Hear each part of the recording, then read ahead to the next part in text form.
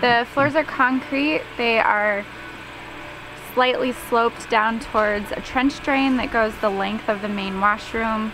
There's also a drain in the walk-in cooler. It also has a concrete floor.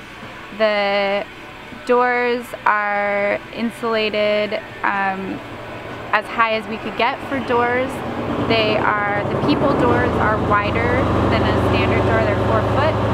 And we have a garage door on the inside of the building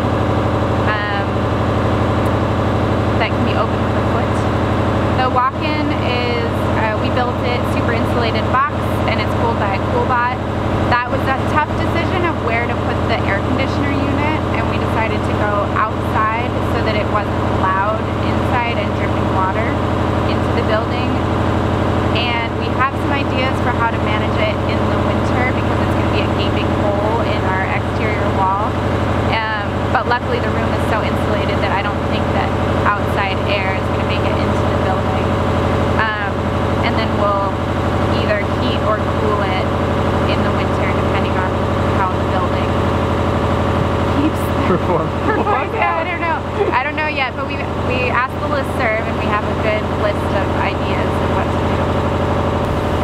We had the toughest time with this entire building from beginning to end on explaining to contractors what we wanted and that we weren't crazy about it. They'd never heard of a trench drain. The plumber, the concrete guys had seen it in a garage once, and so we went to other farms and asked, what did you get? What's the name for it? Because that's the thing, that if we didn't have exactly the right name for something, people didn't know where to look for it. So trench drain is what that was called, and we really wanted a sturdy top for it. A lot of the models have a plastic top that could break if we put something heavy on it or rolled something heavy over it. The drainage, we worked with an excellent excavator who had a lot of experience with winter drainage because we're dumping 150 gallons of water twice a week in the winter. So we have separate drainage for the building's regular plumbing versus where we're dumping our wash water, and it goes out into a leach field that has a perforated pipe for most of the length of the exterior, and then it ends in a gravel area, and it has a cap on it because apparently he's seen skunks crawl up into things like that, so it also has a critter guard, he called it. And all of those drains, so the walk-in, the wash water, and our hand washing sink all tie into the same exit drain. Our egg washing sink ties into the regular septic system. Our irrigation well was not super deep, pretty standard depth, and we get 40 gallons per minute, no problem. So we figured it would be the same thing here. We're not that far away from the original well, but they just kept drilling and drilling, and we got 2 gallons per minute. And we were really worried about that, having enough water to be able to fill tubs without waiting for it to fill up. But the depth of the well pipe was enough. We did the calculations with the well guy for how much water is actually just sitting in there, and it's enough for us to be able to, we're fine with 2 gallons per minute. Though there's an opportunity, we could put in a storage tank if we needed to. We do a rinse off of everything we use at the end of the day. If it has anything that is still stuck onto it after rinsing, which usually happens after harvesting squash or something with sap, we scrub it with a brush and then rinse it again. If it's still on there, then we wash it with soap and water. Every month or so, we'll wash all of them with soap and water, but it's mostly a spot check kind of thing. And we also have a dilute bleach solution that we spray onto our wash tubs in the morning before we use them, and if for some reason it feels like we need that on a harvest bin, we'll use it. Whoa, so much money we're gonna save. Our cull rate has plummeted since we got this building. We are selling every scrap of what we produce. Our shelf life is up to 2 weeks for salad mix, and so it feels like we are selling everything we can harvest at this point, which is a great place to be. And I think that a lot of that is because our quality has just increased immensely over this year. We got a grant through the REAP program. It's a USDA Rural Economic Development Program, so that our solar panels are mostly covered by that grant. We put 51 panels on the south side of this building. That was part of the design, so all of our electricity for the whole farm is covered for year-round. And labor savings are also amazing. We would not have been able to move this much produce through our previous wash pack setup. Having everything on wheels is amazing. You know, it all goes on the cart. We can wheel the whole cart into the walk-in. So all of, you know, one CSA delivery location, we just stick it all on the cart, wheel it in. When we're ready to deliver, we wheel it out, goes in the car. It's just not having to re-explain things, or where is that thing, or how do we do this again. It saves us so much time. Well, I think one of the biggest things is that they enjoy working in this building. You know, they can put whatever music on they want to. It's comfortable. We take turns being the lead. We call it the princess, who's princess for the day.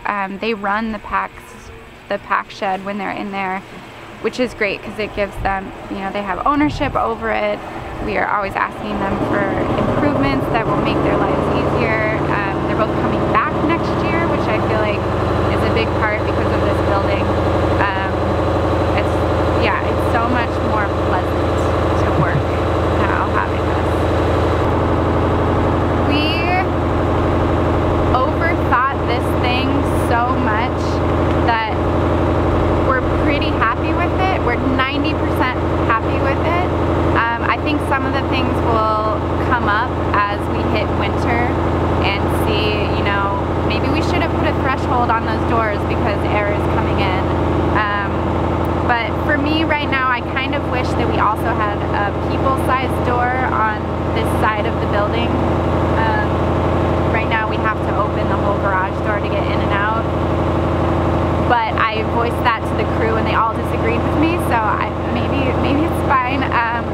There's a couple of locations of things I would have changed, light switches, little things like that. But the biggest thing is actually outside driving directions. So we had envisioned that we would drive in from the field right to this loading dock and unload.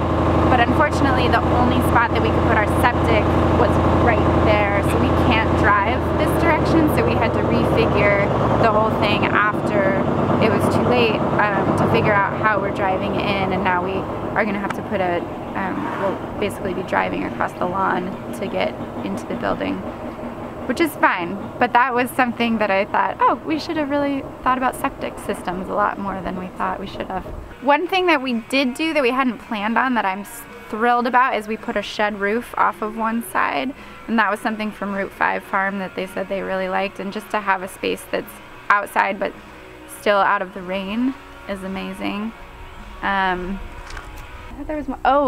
One other thing is that our floor is not quite sloped enough into the trench drain, and it puddles, the water puddles in some areas, and that was partially because we didn't understand the order of operations to put the trench drain in before the slab was poured, so the drain got set too high and they couldn't get the right slope.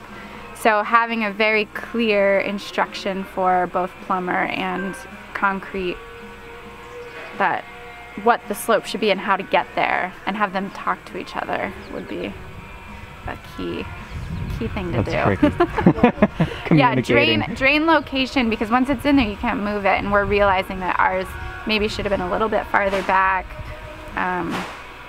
Just having one at all is great, but you know. The lighting is really nice. I think Krista at Jericho Settlers told us natural light is really nice to have.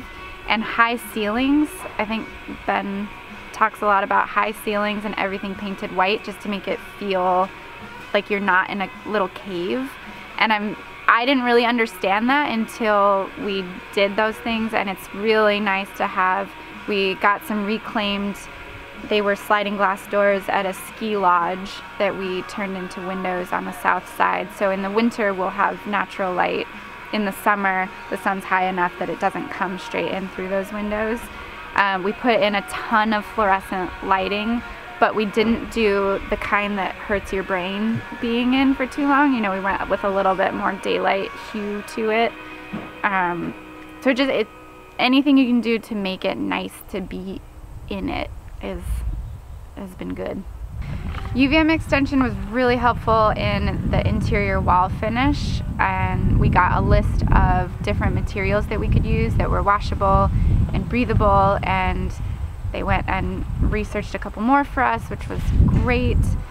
Coolbot people were very helpful in our biggest hole in our knowledge going into this was how to deal with temperature differences exterior to interior and what that would do to our wall covering. So having a very cold walk-in cooler but a warmer wash space creates a lot of humidity, and how do we deal with that humidity?